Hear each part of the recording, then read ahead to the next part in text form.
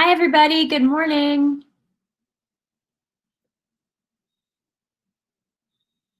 It's great to be here with all of you today. I hope you're enjoying the conference and getting a lot of inspiration and good information and tips.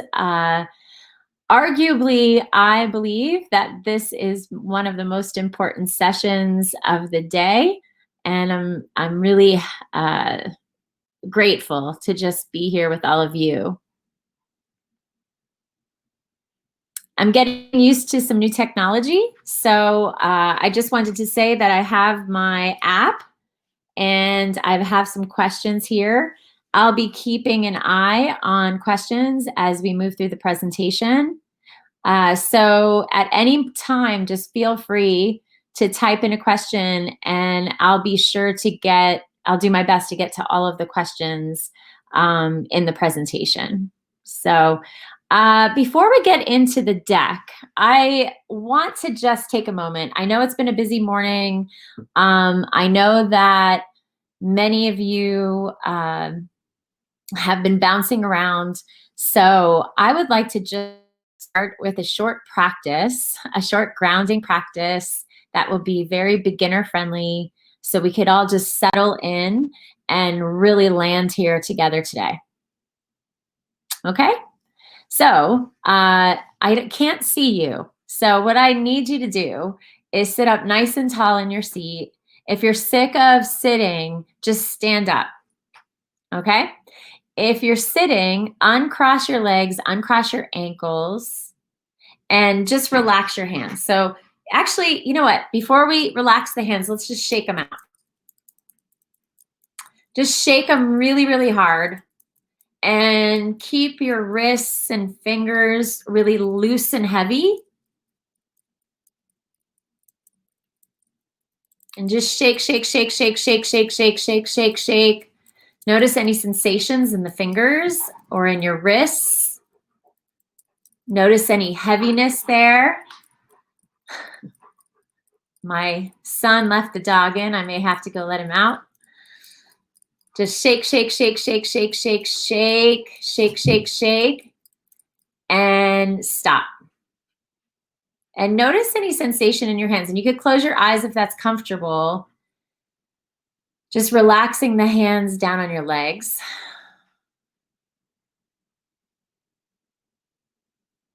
And you might be noticing right now that there's some lingering sensation in the hands. And just allow or invite your attention into the hands.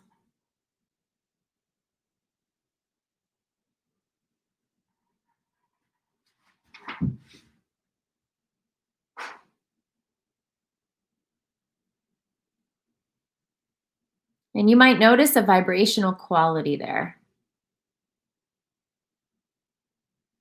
And see if you could get curious about what that feels like.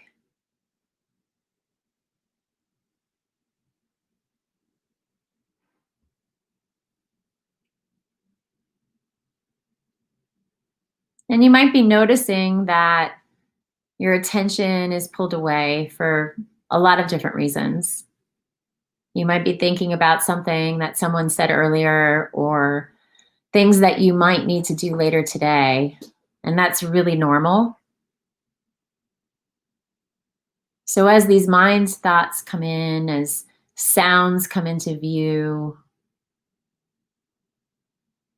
as any distractions come up, see if you could just acknowledge any distractions and then gently come back to this sensation in the hands, which has probably changed by now. You might notice that that vibrational quality is settling quite a bit.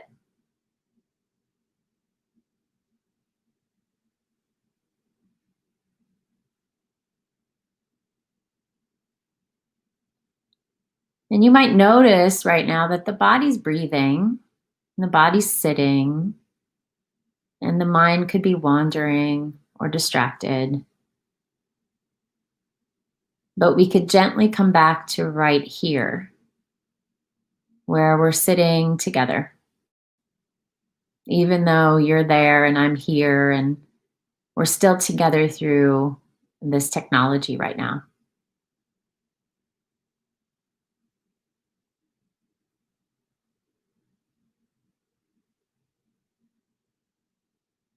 And just another moment here.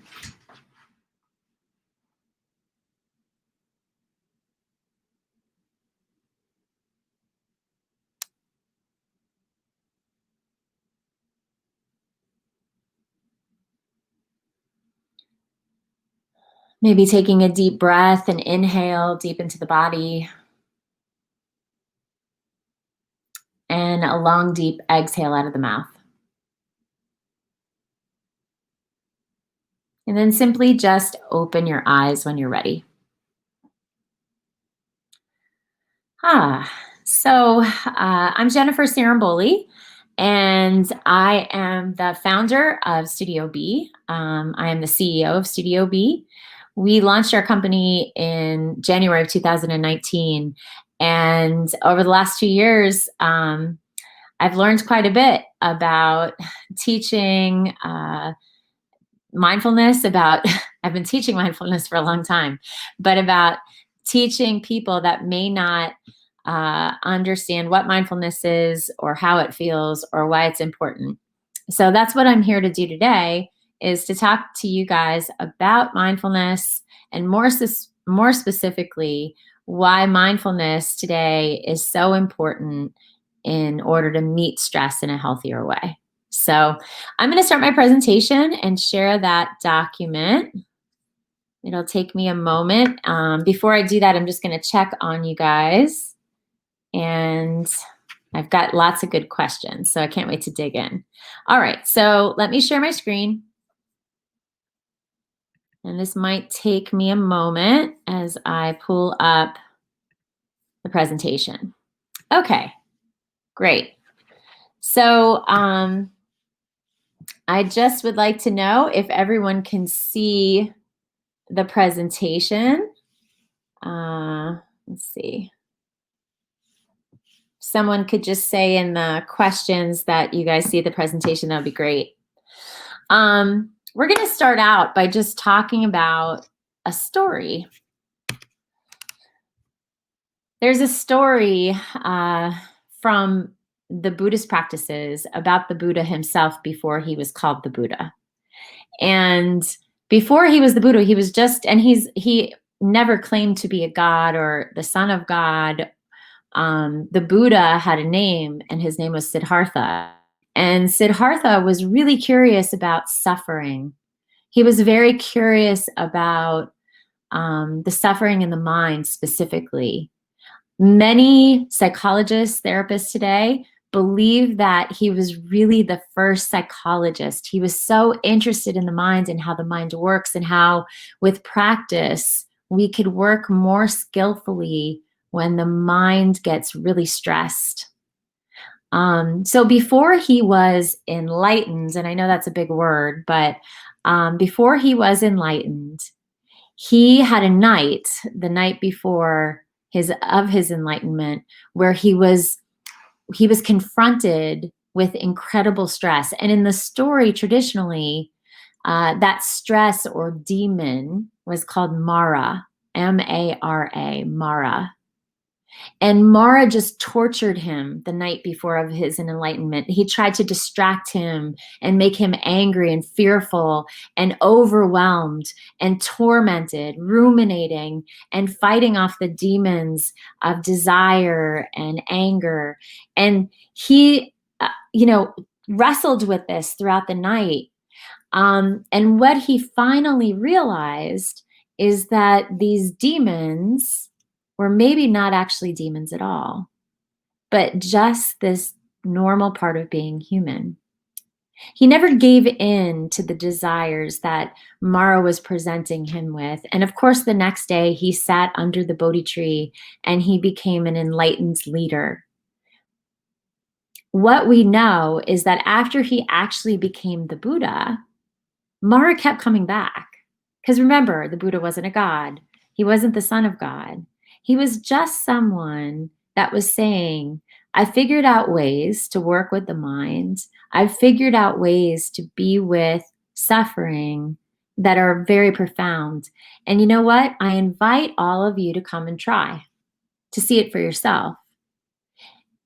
Whenever he would be talking to his followers, there was an assistant around, and his name was Ananda.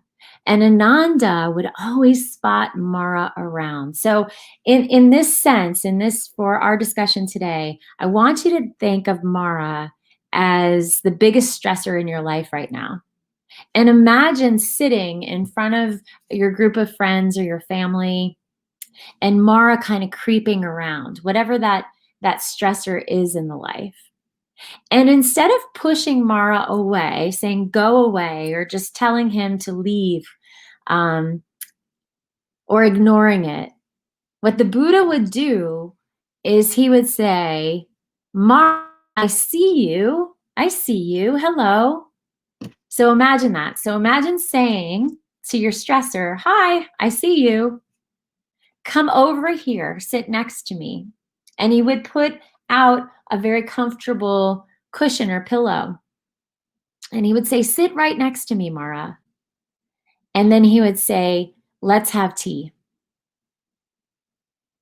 Okay, so he invited the suffering in, he opened to it, he acknowledged it as a normal part of being a human being.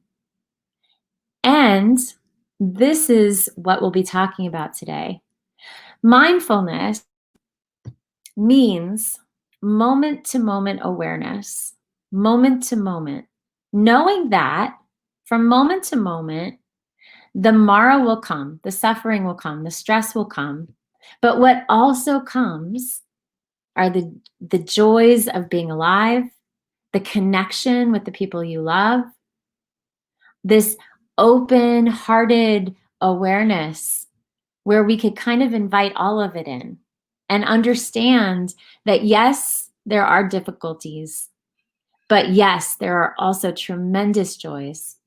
And what I'd like to talk to you more about today is how can we let all of them in? So I want to give you a definition of mindfulness, okay? Because we see mindfulness all over the place. We see it when we go to the grocery store. I know that probably many of you are talking about mindfulness at school. You see it on television shows. It's part of our society now. But what does it really mean, okay? So mindfulness means paying attention in a particular way on purpose, on purpose. So remember in Mara, hey Mara, I see you, in the present moment, right now, without judgment. Okay, so let's unpack this. We're going to back up a moment and talk more about stress. What I want you to know and really believe in your bones, in your cells, is that stress is this normal part of being a human being. It's a normal part of being alive. Mindfulness, meditation, yoga, running, tai chi, playing sports, being with your friends, dancing, you know, all these things that maybe aren't happening regularly right now. All of these parts of all of these strategies that we use in order to kind of conquer stress, they don't conquer stress. Stress doesn't go away. Stress is always going to be present in our lives. It's always going to come in the door. It's always going to be lurking around. But we can completely change. We could transform the way in which we meet stress, our relationship with stress. Okay? So some stress is actually good. So that's stress right before a big game, for instance, or right before a first date where we feel butterflies in our stomach, or before public speaking, for instance. That good stress, it actually increases our performance. It gets us super focused. It gets us super clear. Okay? So we need stress in certain ways. You could start thinking of it that way. Oh, here's stress. I feel it in my body. I'm noticing that my teeth are chattering. I'm noticing that I have butterflies in my stomach. When we do this, when we acknowledge that some stress is actually really good, and then of course, not all stress feels good, but it's normal. We have acute stress. So we know what that's like. If, for instance, if we're stuck in traffic or somebody cuts us off, right? We might feel enraged for a moment and fearful and aggravated. And we can acknowledge that, oh, that was very stressful. Something bad could have happened. I'm noticing how my body's responded. I feel tension in my shoulders. I'm grasping my jaw. And we could acknowledge what's happening in the body. And we could be really kind to ourselves in that moment. And then we could also notice that the stress will change, dissolve, go away. Okay, so acute stress can be really intense, right? But we know it's going to pass, it's going to change. We know that when the exam is over, we'll feel better. The dangerous stress, of course, is chronic stress. That's stress where it's happening for a long time. And sometimes we just ignore it. We just don't want to deal with it. So we kind of freeze, we stop. We push it away. There's no sense of control. It may be completely out of our control, like this pandemic is. We don't know when it's going to stop. We don't know what the outcome is. We might be feeling really nervous that we're going to become sick or infect somebody that we love. So the chronic stress that we're all experiencing right now could feel really heavy. What I want you to know is that the more we could turn towards the situation with truth and really understand the reality of the situation, the more successful we'll be at that chronic stress not settling in a way that could make things much worse. Because of course we know, and many of you may have be currently are experiencing this or may have experienced it outside of this situation that we're in. But when stress goes for long periods of time unattended, it could really kind of yank us around and we could get very anxious. You could start feeling depressed. What I want you to know is that there are many different methods, techniques, and practices in order to, when you're noticing what's happening, when you're feeling this overwhelm, that you could turn to. And these practices could really shift us into a better state of being, a better mindset. So I'm going to actually come back to this slide because I want to get back to what mindfulness actually is. Mindfulness, this practice of being mindful or present, full present moment awareness. Right now, I'm hoping, I can't see you, but I'm hoping that you're really tracking this presentation with me in this moment. And when you notice that you're being pulled away because somebody's texting you or you're hearing a loud noise or the technology might be awkward, whatever it is, just acknowledging what's happening and coming back here with me right now, because this is real. Right now, here we are together, even though I'm sitting in my home and you're sitting at the college. Right? This reality, this understanding of present moment awareness, it strengthens our capacity to experience our lives directly. Because guess what, guys? Like, I still kind of feel like I'm 16. I'm sure you could see that I'm not. I actually have a 16-year-old. But guess what? Life goes really fast. And if we don't stop and pay attention, we could miss it. So this practice of being present and mindful, of building this capacity to understand where we are in space and time in any given moment, develops these capacities that are really important in order to have a meaningful and full life. So alertness, calm presence, joy, wisdom, freedom, freedom. Now, how do we get there? It sometimes requires a more formal practice, a commitment, because there's neurological benefits, there's cognitive improvements, there's actual changes in the brain. We could communicate with our nervous system and calm things down by building this deliberate training of attention, and it wakes us up. So this is what you probably have been thinking of about mindfulness meditation, sitting on a cushion, right? And you could sit on a cushion. You could stand up, like I told you could do in the beginning. You could take a walk mindfully, but we have to do it every day.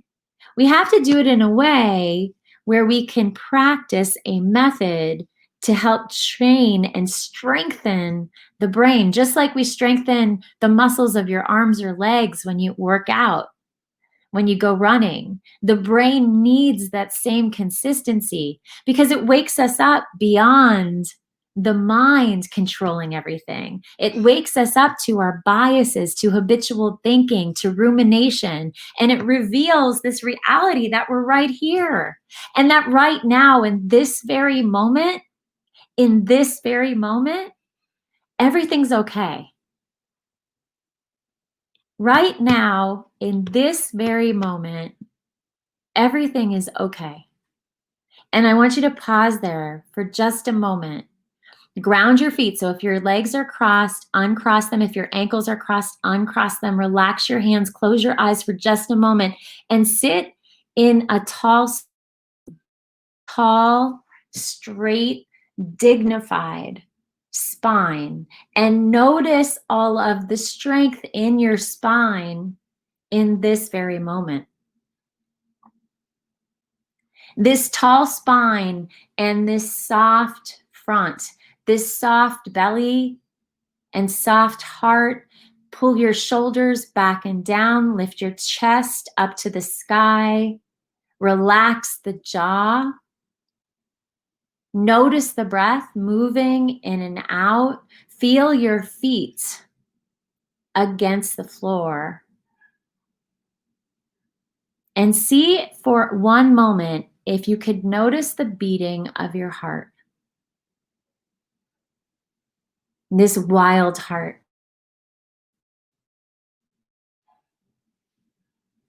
This soft belly. And this strong spine. And this reminder that right now, in this very moment, everything's okay. And just breathe into that for just a moment. And open your eyes.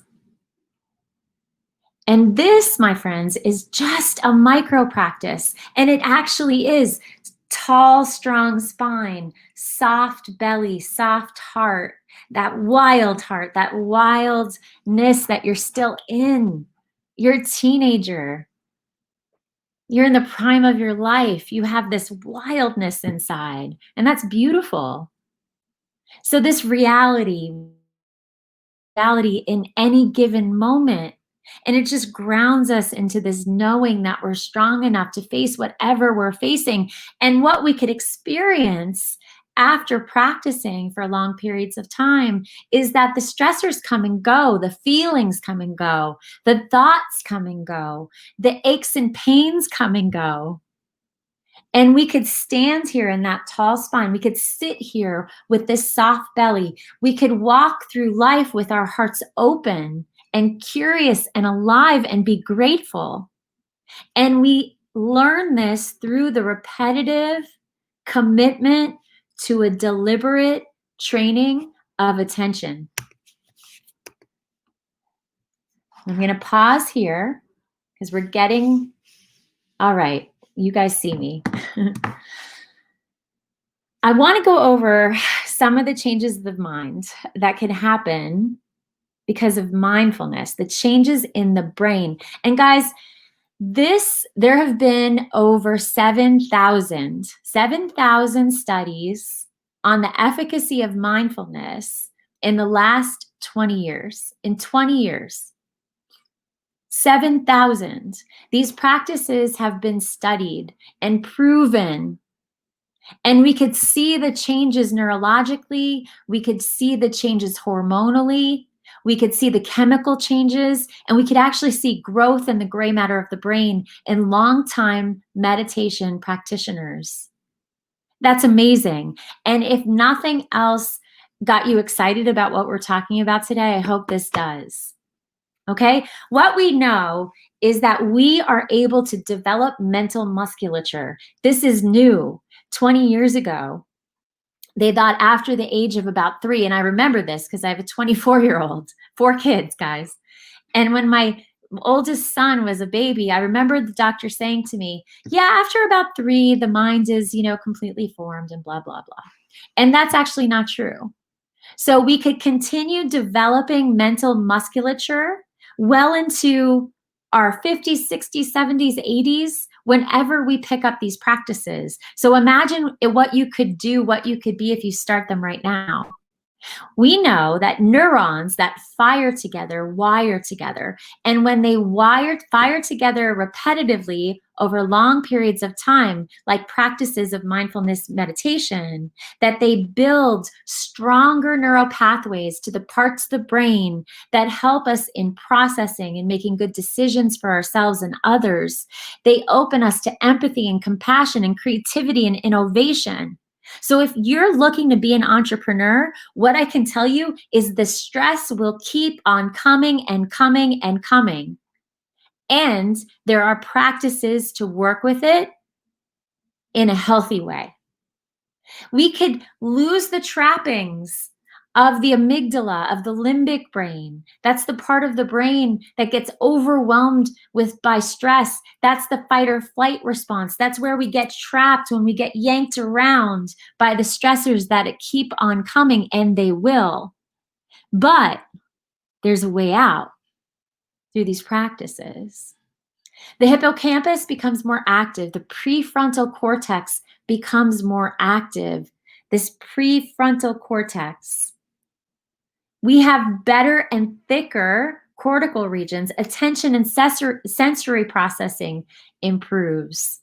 And we could reduce aging. That's pretty exciting to me. You already have everything you need in order to get started. You have the breath, and you have a body. You have a body and you're breathing, whether or not you're paying attention.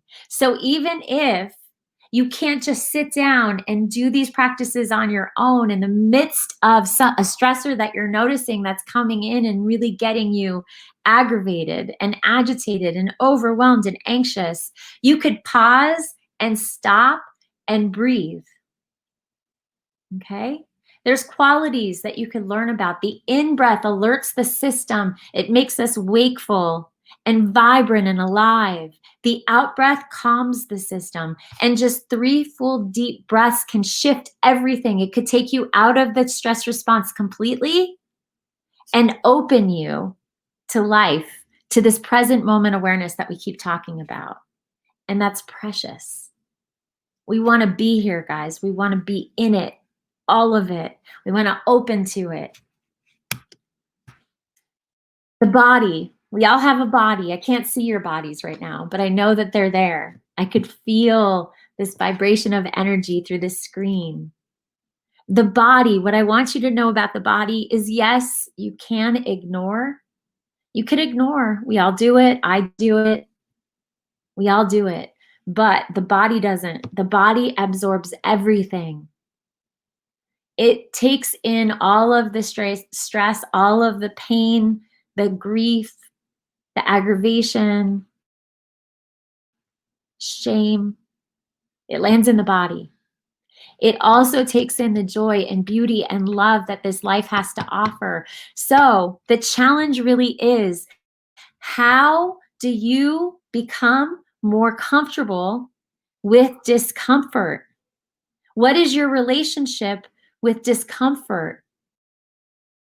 Relationship with change? Ask yourself this question, journal about it, understand it, because if you could develop a good relationship with discomfort, if you could start getting comfortable being uncomfortable, you're going to go really far in life.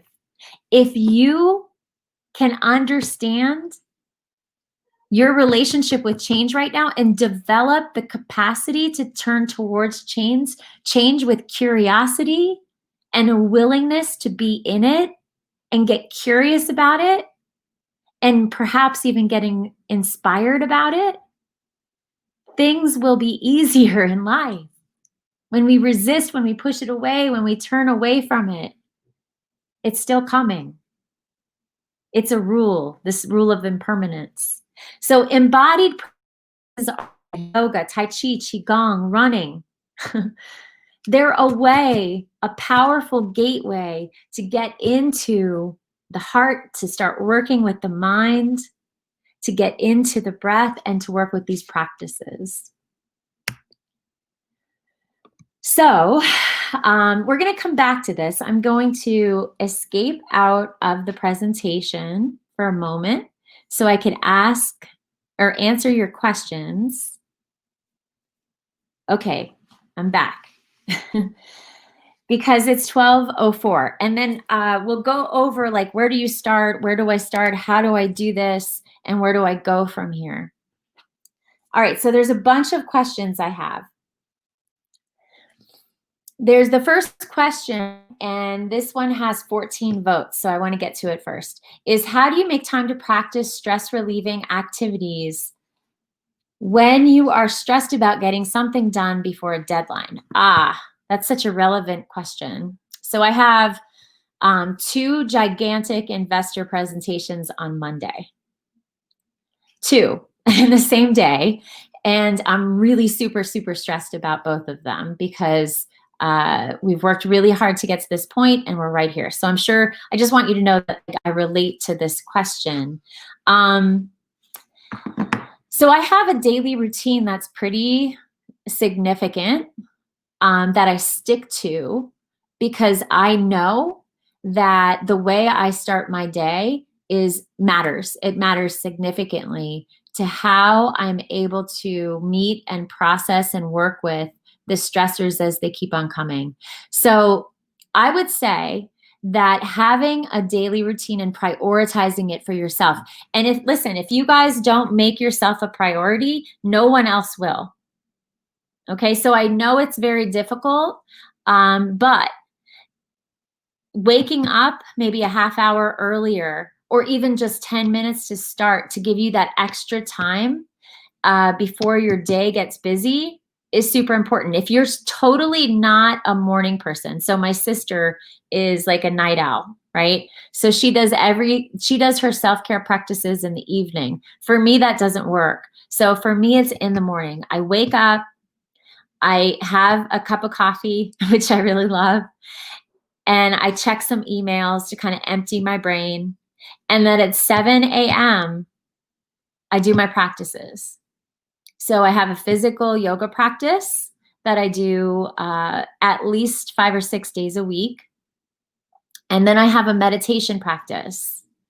And if for some reason, if I faced with an injury or an illness and I'm not able to move well, I'll just, I might do a restorative yoga practice, something that's more gentle and restorative and calming to my system. And then I'll do my meditation practice. So it's really important to have like a toolbox of practices that you could lean into and that you know what you could pull out of that toolbox when you need it. So the important thing is to have that consistency in your practices and make time for yourself, prioritize it. And I think where a lot of people get caught up is they think, well, I have this deadline and I can't waste my time on myself or my practices because I have to focus on the work or assignment or exam or presentation. And that's just simply not true because that keeps us in the part of the brain that is really motivated by stress, that traps us in the amygdala. And when we're trapped in that part of the brain, we don't have direct access into the part of the brain that helps us stay clear and steady and calm and have good decision making. So remember, there are cognitive and neurological benefits to these practices. So prioritizing your practices, prioritizing your stress reduction practices, whether it's yoga or hiking, running or being with friends, should always be a priority, because you're never going to perform well if you're stuck in that stress response. So really just learning about how the brain's operating when you're under stress is critical, so that you could take the steps necessary in order to get out of that part of the brain and have access to the parts of the brain that are actually going to serve you in those high demand situations. Okay, so here's another question. Let's see, this one got 7 votes. What are some stress relievers we can use while we were stuck in our house? Yes. Well, because I'm a consistent daily practitioner of yoga and meditation, those are my go-tos. But other things you could do, remember, mindfulness doesn't necessarily have to be a mindful meditation practice. So what could you do, and ask yourself this, what do you do that pulls you into present moment awareness? So I have 2 teenagers, I have 4 kids, 2 of them are adults now. And what I know when I think about the kids is I know that my daughter Tess loves to bake. And when she's baking, she's right there in presence, working with the food. She's curious about what she's doing. My daughter Sophia loves to spend time with her cat. So she's petting the cat, she's present with him, walking your dog, going outside, listening to music, dancing. What can you do to get into your body? How can you get into your senses? When you are in your body's always present. When you're in your senses, when you're listening, when you're communicating, when you're moving, when you're relating, you're in presence, you're grounded, you're here. How can you be present in your relationships? How can you be present in your work? All of that is going to calm down the system. So you don't necessarily have to get into practices that you know nothing about. You could be very present, breathing, and doing something you absolutely love. Gardening is another thing that I think of. I'm not sure if you guys like something like that. But whatever the activity does, it doesn't matter. But how could you be there instead of getting pulled away, instead of being distracted, instead of texting while you're doing it or being on Snap? So that's the key. Put the phone down and be in your body. Put the phone down and be in your relationships. Do something that you love and make sure you know what it is that you love. Okay, so I want to get to one more question. Our time's almost over. Okay. How do you find motivation to continue your normal daily routine, getting dressed, eating meals, physical activity during a pandemic when no one's routine is normal? Well, I think there's part of your question where you answered your question. So I think the most profound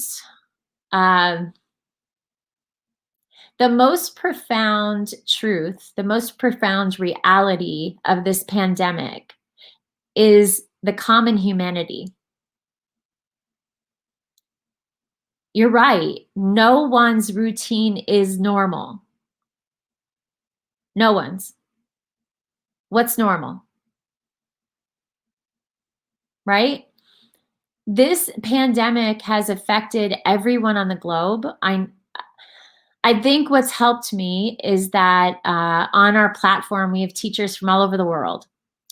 And when I meet with them, we talk. How are you? How are you? We connect. And I hear their stories about their parts of the world and what's happening, and they hear mine. And we could acknowledge that, oh, wow, this is difficult, Remember, just acknowledging what's true. This is not easy. There's nothing about this pandemic that has been easy. Nothing. And that acknowledgement is important. So we want to make sure that we're just acknowledging the reality of the situation and knowing that, you know what, this isn't just happening to me, it's happening to everybody in the world. And even though we're all in different boats in this storm of COVID-19, there's a common humanity there. And right now, I'm going to establish what will be helpful, what will be a skillful way to deal with what I'm feeling challenged by in this moment. Not thinking too far ahead about it. Not thinking about how difficult yesterday was. Okay, just staying present with it, just tracking what is true right now and what is helpful in this moment right now. I just want all of you to know that I think you're all so brave and that I'm so proud of each of you for taking time today to come to my presentation and think about stress and think of different strategies to work with stress. And I hope that you found something in this experience today with me that felt helpful and supportive. Feel free to check us out online at Studio B Mindfulness. I appreciate your time, attention, and presence. And I just want to thank everyone at TechBridge Entrepreneurship for inviting me to be here with all of you today. Thank you.